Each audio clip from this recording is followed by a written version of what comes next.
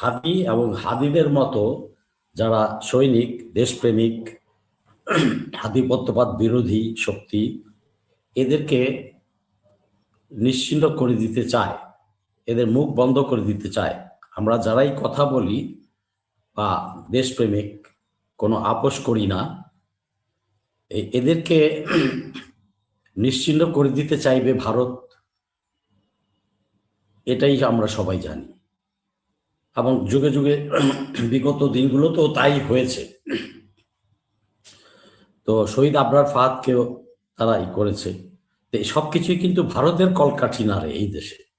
এই দেশটাকে সেই ৫৫ বছর যাবৎ ভারত কোনোভাবেই চায়নি যে শান্তিতে থাকুক এবং আমরা ডেভেলপ করি, সামনের দিকে আগাই এবং মাথা তুলে দাঁড়াই।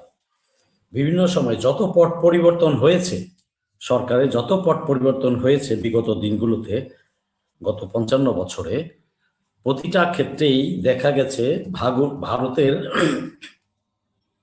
মানে ইনভলভমেন্ট সবকিছুর সাথেই। এই দেশে যত উত্থান পত্তন হয়েছে, সবকিছু পরিস্থিতি ঘোলাটে হয়েছে, সবকিছুর সাথেই ভারত এর সংশ্লিষ্টতা ছিল।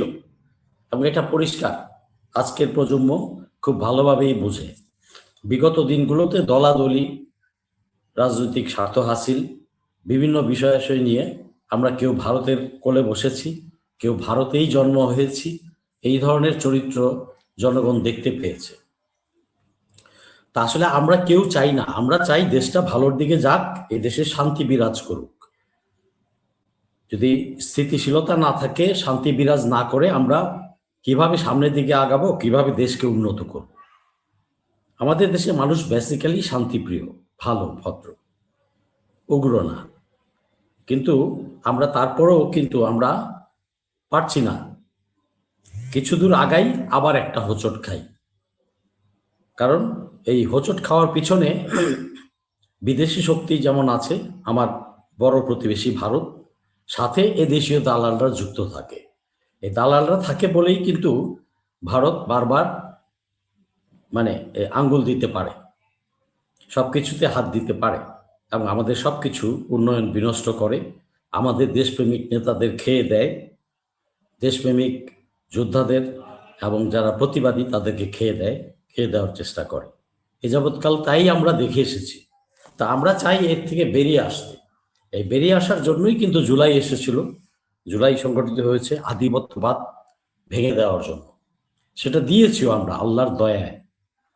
কিন্তু তারপরেও শত্রু তো লেগেই থাকবে। তো চিরাচিরিত নিয়মেই সে লেগেছিল এবং ১ বছরের বেশি সময় পরে হাদিকে হত্যা করলো। তারা আস্তে আস্তে সব কিছুতেই আবার পুনরায় কেন যেন ফিরে আসার পরিবেশ পেয়েছে। এটা কোনোভাবেই কাম্য নয়।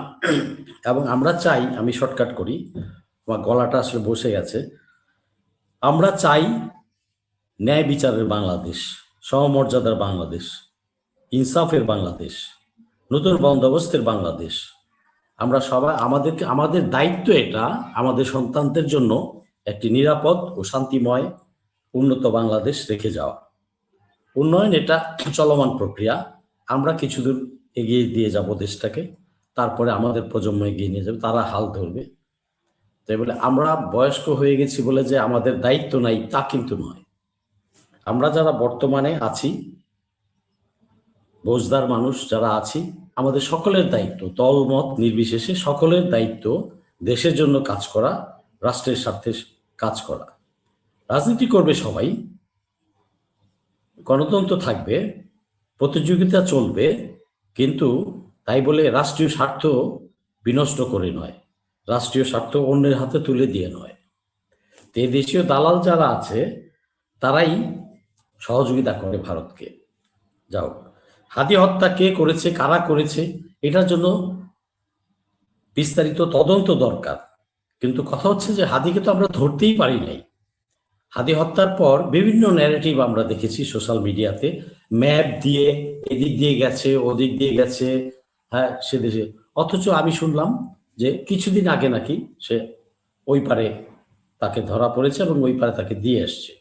এটাও শুনেছি যে যেই থানায় ধরেছে সেই থানাকে জিজ্ঞেসও করেছে একজন যে আপনারা কোন জায়গা থেকে ধরেছেন, বলে ভাই আমরা তো ধরেছি, আমরা কোথাও খুঁজে পেয়েছি, আমাদেরকে এই পারে কে যেন দিয়ে গেছে। এবং সে আর বেশি বিস্তর বলতে চায় নাই, কারণ সেও তো চাকরি করে। আমরা যেমন এই পারে আমাদের লোকজন চাকরি করে, ওই পারে চাকরি করে, তো অনেক কিছুই থাকে, মানে আন্ডারহ্যান্ড অনেক কিছুই থাকে এই জগতে। হুম। তো আমরা তো দেখেছি বিএনপির আজিজ ভাই, ইলিয়াস একটা গায়েব একটা হয়ে গেছে, বিষয় একটু সালাউদ্দিন। জি। আজিজ ভাই, একটা বিষয় একটু বলি যে ভারতের গ্রেফতার করা হয়েছে প্রায় 2 সপ্তাহ আগে তাদেরকে গ্রেফতার করা 2 হয়েছে। সপ্তাহ প্রায় হয়ে গেছে, হ্যাঁ। অন্তর্বর্তীকালীন সরকারের সময় যখন সাংবাদিক জুলকারনাইন সায়ের এই বিষয়টা প্রকাশ করেন, হাদিকে হত্যা করার মেবি পরদিনই তিনি প্রকাশ করেছিলেন যে হত্যাকারীরা ভারতে পালিয়ে গেছেন।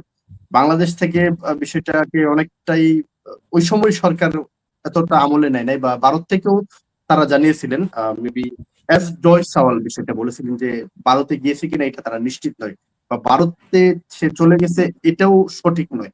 ওই সময়টাই তারা বিষয়টাকে কবুল করতে পারেনি, কিন্তু ভারতেই গ্রেফতার হয়েছে। বিএনপি সরকার ক্ষমতায় আসার পর সেখানেই তাদেরকে গ্রেফতার করা হয়েছে। ভারত কি আসলে কোনোভাবে তাকে শেল্টার দিয়েছিল কিনা অন্তর্বর্তীকালীন সরকারের সময়, বা এখানে এই এখন সময়টা তাকে গ্রেফতার করার পেছনে কোন কারণ? সেটাই, ওই সময় তো অনেক নাটক হয়েছে, আমি তো অত বিস্তৃতিতে যাচ্ছি না। গোয়েন্দারাও এক ধরনের নাটক দিয়েছে, পত্রিকাওয়ালারাও দিয়েছে, সোশ্যাল মিডিয়াও দিয়েছে, সোশ্যাল মিডিয়ার মাধ্যমেই সব প্রকাশ পেয়েছে। তো এখানে এত কিছু বলতে গেলে অনেক সময়ের ব্যাপার। তো নাটক অনেক হয়েছে, আমি শর্টকাট বললাম যে নাটক অনেক হয়েছে, পাবলিককে ধোঁয়াশার মধ্যে রেখেছে। রাষ্ট্রযন্ত্র নিয়ে সরকারের হাতে গোয়েন্দা ছিল, পুলিশ ছিল, র্যাব ছিল, আর্মি ছিল, কিন্তু তাকে ধরে নাই অথবা ধরতে চায় নাই, যেটাই হোক, চায় নাই। ধরতে চাইলে 6 ঘন্টার মধ্যে বর্ডার সিল করিয়ে ওই রাত্রেই তাকে ধরে ফেলা যেত, কিন্তু ধরা হয় নাই। ওখানে ইন্টারিম গভর্নমেন্টের কোনো স্বার্থান্বেষী মহলের হয়তো ইন্টারেস্ট ছিল, কারণ কার ছিল সেটা আমি জানি না, যেহেতু আমি স্পেসিফিক জানি না আমি কারো নাম বলবো না, অতএব সেটা ভুল বলা হবে। স্পেসিফিক যে ছিল, ইন্টারেস্ট যে ছিল, এটা তো বোঝাই যায়, এটা একটা বাচ্চা ছেলেও বোঝে। তাহলে সরকার সবকিছু নিয়ে বসে আছে, তখন এটা দলীয় সরকারও ছিল না, তাই। কিন্তু কেন ধরা হলো না, কারা ছিল এর পিছনে, কেন নাটক করলো, কেন মানুষকে এই সেই ওই জুলকারনাইন সায়েরকে দিয়ে এই রাতারাতি একটা মেসেজ দিয়ে দিল চলে গেছে, অথচ যায় নাই। আমি নিজে কথা বলেছি বিজিবি 2-1 অফিসারের সাথে, বলছেন না স্যার, আমরা ইমানদারির সাথে, বিশ্বাস করেন ইমানদারির সাথে বর্ডার ডিউটি দিচ্ছি, একটা কাকপক্ষীয় বেরোনোর মতো অবস্থা আমরা রাখতেছি না, ডে নাইট আমরা কাজ করতেছি। তো যাওয়ারই প্রশ্ন উঠছে না। তো গিয়েছে হয়তো পরে, আচ্ছা, হয়তো ওই সময়টাতে যায় নাই, নির্বাচনের আগ দিয়ে গেছে অথবা নির্বাচনের পরে গেছে, যেটাই হোক গেছে। তো এখন তো এটা ফ্যাক্ট যে সে ওই পারে ধরা পড়েছে, এটা ফ্যাক্ট। এটা তো ফ্যাক্ট যে হাদিকে খুন করা হয়েছে। আচ্ছা, এখন কারা করেছে সেটা বের করার জন্য তদন্ত দরকার। আমরা কোনো জজ মিয়া নাটক দেখতে চাই না। আমরা যুগে যুগে, শুধু জজ মিয়া না, যুগে যুগে অনেক নাটক হয়েছে, হাসিনার আমলে বহু নাটক হয়েছে। আমরা কোনো নাটক দেখতে চাই না। আমরা জনগণ, সাধারণ মানুষ, আমরা চাই শান্তি, আমরা চাই ন্যায় বিচার। ঘটনা পৃথিবীতে ঘটবেই, কম বেশি ঘটবেই, কিয়ামত তো ঘটবে, এটা কেউ থামাতে পারবে না। বাট সেই ঘটনার বিস্তারিত তদন্ত করে দোষীকে আইনের আওতায় আনতে হবে, এটাই কাম্য, এটাই সবাই চাই আমরা। কিন্তু সেটা কেন যেন হয় নাই। বাট এই ব্যাপারে আমরা সবসময়ই সোচ্চার ছিলাম। আমি, আমার বন্ধু রবি ভাই, আমরা সবাই কিন্তু বিভিন্ন মহলে, বিভিন্ন সময়, বিভিন্ন সভা প্রোগ্রামে আমরা বলেছি, বলে আসছি, এইটা নিয়ে টকশোতে অনেক কথা বলেছি। কিন্তু কথা হচ্ছে পাওয়া যায়নি, তাকে ধরা হয়নি। তারপর নির্বাচন এসে গেল, নির্বাচনের সময় নির্বাচনের কার্যক্রম চলতে থাকলো, জিনিসটা ডাই ডাউন হয়ে গেছিল। নির্বাচনের পরে তাকে ওই পারে পাওয়া গেল, প্রায় এখন থেকে প্রায় 2 সপ্তাহ হলো প্রায়। আমার কথা হচ্ছে এই যে 2 সপ্তাহ পার হয়ে গেল, আমার দেশের পররাষ্ট্র মন্ত্রণালয় এবং স্বরাষ্ট্র মন্ত্রণালয় এই ব্যাপারে কি পদক্ষেপ নিয়েছে, এটা কি জনগণকে জানিয়েছে সরকার? সরকারের তো উচিত এই 2টা মন্ত্রণালয় সাথে বড় জোর আসতে পারে আইন মন্ত্রণালয়, এ ব্যাপারে তো তাদের সব জনগণকে অবহিত করতে হবে। উই আর কনসার্ন, আমাদেরকে অবহিত করতে হবে যে আপনি কি ব্যবস্থা নিয়েছেন। রাষ্ট্রের নাগরিকের নিরাপত্তা দেওয়ার দায়িত্ব সরকারের, রাষ্ট্রের। কেন একটা লোক মারা যাবে, সে অপরাধী হলেও তাকে আইনের আওতায় আনবেন, বাট তাকে গুলি করবে কেন, কে করবে? আচ্ছা, এখন কথা হচ্ছে যে এই যে এটা নিয়ে এত নাটক হলো, এই নাটক থেকে পরবর্তীতে আরেকটা সরকার আসবে, তারাও এই ধরনের নাটক করতে চাইবে। তা আমরা চাই না। ইন্টারিম গভর্নমেন্ট ছিল, এখন নির্বাচিত সরকার আসছে। নির্বাচিত সরকারের কাছে কিন্তু মানুষের আশা আরো বেশি এবং লিগাল, আশা করাটাও লিগাল। তা আমরা আশা করছি যে এই সরকার অনতিবিলম্বে তাকে ভারত থেকে ফেরত আনবে, এনে যথাযথ সঠিকভাবে তদন্ত করবে। এখন ভারতের তদন্ত কতটা গ্রহণযোগ্য হবেই পারে, ওখানে বসে কি বলছে, সোশ্যাল মিডিয়াতে কি আসছে, সে এক একবার এক এক কথা বলবে। একবার বলে জামাত বিএনপি জড়িত থাকতে পারে, এইটা সেটা অনেক কিছুই সে বলবে। একটা অপরাধী বাঁচার জন্য অনেক মিথ্যাই বলে থাকে সাধারণত, এটাই স্বাভাবিক। তো সে তো বলবেই। সঠিক তদন্তে বের হয়ে আসবে আসলে কে হত্যার নির্দেশ দিয়েছে, কে সুপারি দিয়েছে। সুপারি মানে টাকা, আমরা হিন্দি সিনেমায় দেখি সুপারি কোন দেয়া। তো সুপারিটা কে দিয়েছে, কার প্ররোচনায় হয়েছে, কারা কারা এই প্ল্যানিং এ ছিল, কারা কারা তাকে ধরতে, যাতে ধরা না হয় এই ব্যাপারে কাজ করেছে, পুরা চেইনটাকে আমরা দেখতে চাই। এবং এটা নির্বাচিত সরকারের দায়িত্ব যে সকল দুষ্ট চক্রকে আনাট করে আইনের আওতায় নিয়ে আসবে এবং বিচারের মাধ্যমে আইনের শাসন প্রতিষ্ঠা করবে। এটাই তো আমরা সবাই চাই। ধন্যবাদ। আমি চাই না যে আরেকটা হাতে মারা যাক। হ্যাঁ, এটা করতে হবে। এখন কে কাকে টাকা দিয়েছে, কত দিয়েছে, বাট এটা তো সত্য, পৃথিবীর ইতিহাসে এটা সত্য যে কিলিং করতে হলে টাকা দিতে হয়, খরচ করতে হয়, গুন্ডা ভাড়া করতে হয়, তার নিরাপত্তা দিতে হয়, তাকে সেফ এক্সিট দিতে হয়, অনেক কিছুই করতে হয়, অনেক লজিস্টিক সাপোর্ট দিতে হয়। একটা বড় ধরনের কিলিং করতে হলে এগুলা করতে হয়। তো এটা যদি কেউ বলে না টাকা দেয়নি কেউ, এটা মিথ্যা কথা। অবশ্যই সে, তার কারণ ওই ছেলে তো জেলে ছিল, তার সাথে তো হাদির কোনো শত্রুতা ছিল না, যে ব্যক্তিগত শত্রুতা ছিল, জমি জমা ব্যবসা নিয়ে শত্রুতা ছিল, সেটা তো ছিল না। তার মানে কেউ না কেউ এটা হত্যা করাইছে।